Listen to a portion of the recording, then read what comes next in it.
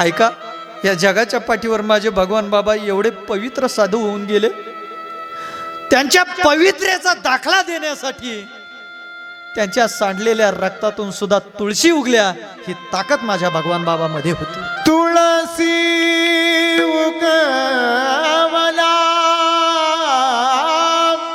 रक्त सांडिले जेथे, धावून आले देव दिले अभय तेथे, अभय तेथे, अभय तेथे.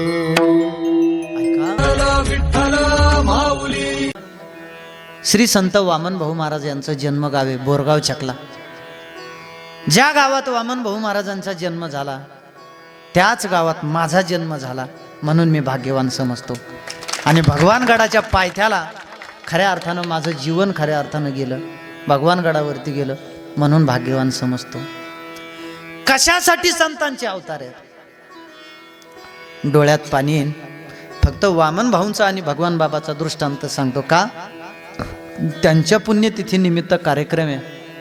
तुम्हाला कळाले पाहिजे वामन भाऊ काय होते, तुम्हाला कळाले पाहिजे भगवान बाबा कोण होते, याच्यासाठी मला दृष्टांत सांगायचे का. त्यांचं चरित्र असा शब्द ना शब्द वाचलेला आहे दोघांच्या चरित्र्याचा. भगवान बाबा नारायणगडावरती असताना डोळ्यात पाणी येईल बरं का तुमच्या. माझ्या बाबांना त्रास किती झाला. भगवान बाबा नारायणगडावरती असताना माणिक बाबांची सेवा करायचे.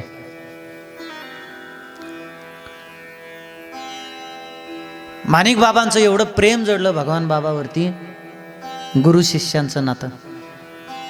डोळ्यात पाणी येईल ना तुमच्या, बारीक लक्ष देऊन ऐका. बंकट स्वामी काही दिवसांनी नारायणगडावरती आले. भगवान बाबा माणिक बाबांची एवढी सेवा करायचे, माणिक बाबाला वाटायचं मी स्वतः भाग्यवान आहे, एवढा गुणी मुलगा, एवढा गुणी विद्यार्थी, एवढा गुणी शिष्य मला मिळाला. ऐका बरं का. आणि माणिक बाबांनी विचार केला, आता भगवान बाबांना कुठंतरी चांगल्या एखाद्या गुरु घराण्यामध्ये पाठवलं पाहिजे आध्यात्मिक शिक्षणासाठी. बंकट स्वामी आले आणि बंकट स्वामीला माणिक बाबांनी सांगितलं, माणिक बाबा हे भगवान बाबांचे गुरु, हा पहिले गुरु, तुमच्या लक्षात यावं म्हणून. माणिक बाबा, माझा भगवान, याला आळंदीला घेऊन जा आणि आपल्या सद्गुरु जोग महाराज वारकरी शिक्षण संस्थेमध्ये 4 वर्ष अध्ययन करू द्या. ऐका, बंकट स्वामी भगवान बाबांना न्यायला तयार झाले. माणिक बाबांनी भगवान बाबाची कीर्ती सांगितली. माता माऊलीवर भगवान बाबा कोण होते ऐका. ऐका, कीर्ती सांगितली. बंकट स्वामींनी भगवान बाबाला जवळ घेतलं आणि दुसऱ्या दिवशी निघाले. लेकराला वाट लावताना माय जशी रडावी ना, भगवान बाबांना वाट लावताना, भगवान बाबांना वाट लावताना माणिक बाबा तेवढे रडले. शिष्यासाठी गुरु रडले. जगातले पहिले गुरु आणि शिष्य असे झाले असतील ते माणिक बाबा आणि भगवान बाबाच. शिष्यासाठी गुरु रडले. बंकट स्वामी घेऊन निघाले भगवान बाबांना. 4 वर्ष अध्ययन केलं, वापस आले. नारायणगडावरती स्थायिक झाले, माणिक बाबांच्या गादीवरती. आणि भगवान बाबांचा त्रास मी तुम्हाला सांगतो बरं का. अनेक समाजकंटक भगवान बाबांच्या मुळावर उठले होते. कुणीही यावं भगवान बाबाला शिव्या द्याव्या, कुणीही यावं भगवान बाबाला जे नाही ते शब्द बोलावेत, कुणीही यावं भगवान बाबाला अर्वाच्य शब्दामध्ये बोलावं. भगवान बाबांनी ते सहन करावं. एक वेळेस नास्तिक लोकांच्या मनात आलं भगवान बाबाला या गादीवर ठेवायचंच नाही. ऐका बाबा, नाना पाटील नावाचा आमच्या परिसरात माणूस होऊन गेला तेव्हा नाना पाटील. ऐका, नाना पाटलांचा एवढा दरारा असायचा की कुणालाही नाना पाटील बोलता बोलता बेड्या ठोकायचो आणि पोलीस कस्टडीत पाठायचं, इतका दरारा होता. लोकांनी सांगावं नाना पाटलाला, ओ पाटील, हे भगवान बाबा नारायणगडाच्या गादीवर महंत शोभत नाहीत, पापी माणूस आहे, हे कशाचे संत आहेत, यांना नारायणगडावरून खाली हाकलून दिलं पाहिजे. ऐका बर का, नाना पाटील नारायणगडावरती गेले आणि भगवान बाबाच्या सेवकाला, लाल बुंद चेहराला झालेला नाना पाटलाचा सेवकाला सांगितलं, कुठे गेले भगवान बाबा, बोला भगवान बाबाला. लाल बुंद चेहरा झाला. भगवान बाबाला खाली हाकून द्यायचं होतं, बेड्या ठोकायच्या होत्या. भगवान बाबाचा विद्यार्थी बाबांकडे गेला, बाबा नाना पाटील आलेत. भगवान बाबा पूजा करत होते, तुम्हाला भेटायचंय म्हणतात. बाबा म्हणले, काय नाही, त्यांना सांगा पूजा झाली का बाहेर येतो बसा. संत कसे असतात, संत कुणाला म्हणायचं आहे का. बाबांची पूजा झाली, लाल बुंद चेहरा झालेला नाना पाटलाचा. नाना पाटील गेले आणि भगवान बाबा ते तेजस्वी स्वरूप घेऊन नाना पाटलांच्या पुढे गेले, हात जोडले. बोला नाना पाटील, कसं काय येणं केलं गडावर. तो भगवान बाबांचा चेहरा पाहिला आणि भगवान बाबाचा चेहरा पाहिल्याच्या नंतर एका क्षणात नाना पाटलांच्या चेहऱ्यावरचा राग गायब झाला आणि भगवान बाबाच्या चरणावर लोळण घेऊ लागला. ऐका, ही ताकद भगवान बाबांची होती. भगवान बाबा एकच शब्द बोलले, नाना पाटील, चालूच असतं गावगाड्यात, लोकांचं कुठं मनावर घ्यायचं नसतं. नाना पाटील म्हणला, बाबा मी तुम्हाला शब्द सुद्धा बोललो नाही, तुम्हाला कसं कळालं माझ्या मनात काय आहे सांगू. एवढ्या रागानं माणूस आलेला, क्षणात त्याच्या जीवनामध्ये राग नाहीसा करून त्याच्याकडे नम्रता प्राप्त करून देण्याची ताकद ही माझ्या भगवान बाबामध्ये होती. ऐका, तरी सुद्धा वाईट लोकांना सोडलं नाही बाबाला. बाबांच्या उशाला चोळ्या आणून ठेवल्या, बांगड्या आणून ठेवल्या. पुन्हा लोक आले, पुन्हा लोकांना सांगितलं, अहो कशाचे तुम्ही संत भगवान बाबा आणि कशाचे बाबा तुम्ही, तुमच्या उशाला महिलांच्या चोळ्या, महिलांच्या बांगड्या. भगवान बाबांनी विचार केला, ज्या इंद्रियामुळे मला हा त्रास होतोय ते इंद्रियच तोडून टाकतो ना मी. ऐका, पखाल डोह नावाचा आमच्याकडे ओढा आहे, एक ओढा कळतो ना तुम्हाला, ओढा. त्या पखाल डोहामध्ये भगवान बाबा गेले आणि ऐका बर का, ज्ञानेश्वरीवरती खूप प्रेम होतं बाबांचं. स्वतःच्या जीवावरती, जीवापेक्षा जास्त ज्ञानेश्वरीवर प्रेम, स्वतःच्या जीवापेक्षा जास्त ज्ञानोबारायावरती प्रेम होतं. ज्ञानेश्वरी अशी हृदयाला धरली, भगवान बाबा रडले आणि विचार केला, ज्या इंद्रियामुळे मला त्रास होतोय ते इंद्रिय मला ठेवायचं नाही. ज्ञानेश्वरी बाजूला ठेवली, 2 गारगुटी घेतल्या, 2 गारगुटी. ऐका ना, जेव्हा डॉक्टर इंजेक्शन देणार आहे तुम्हाला माहिती असतं, तुम्ही सगळ्या देवाचे नाव घेता हो, पण ऐका ना, भगवान बाबाला माहित होतं माझ्या हातून माझं इंद्रिय तुटणार आहे. डोळ्यामध्ये अश्रू आणले आणि ऐका ना बाबा, गारगुटीने इंद्रिय तोडलं माझ्या बाबानं गारगुटीने इंद्रिय तोडलं. अहो इंद्रिय खाली पडलं.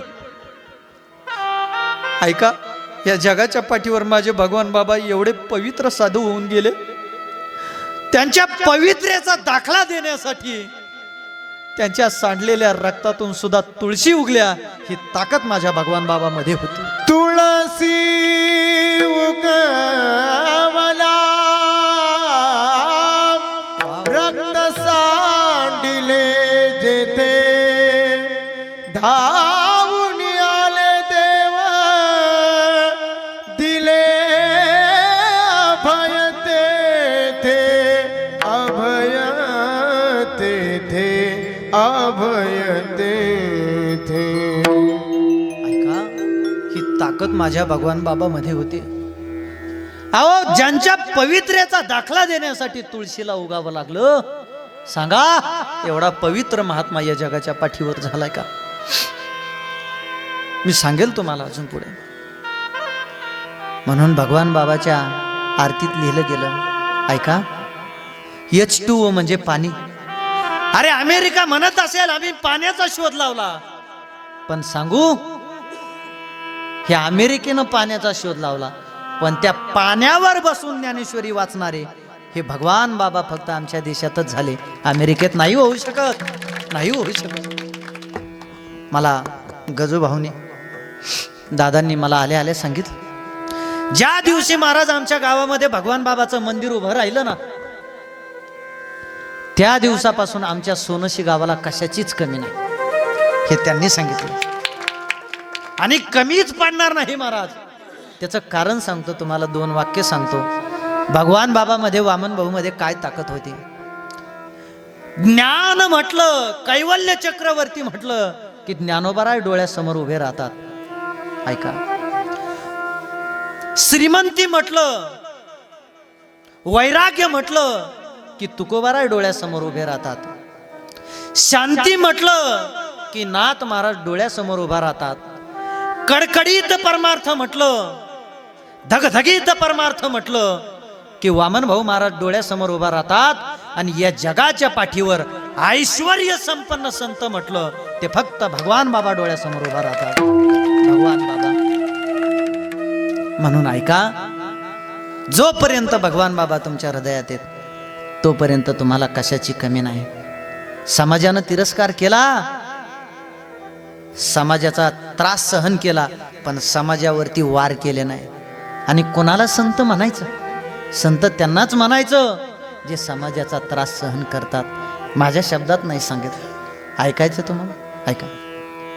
जे का रंजले गांजले त्याची म्हणे जो आपुले, तोची साधू ओळखावा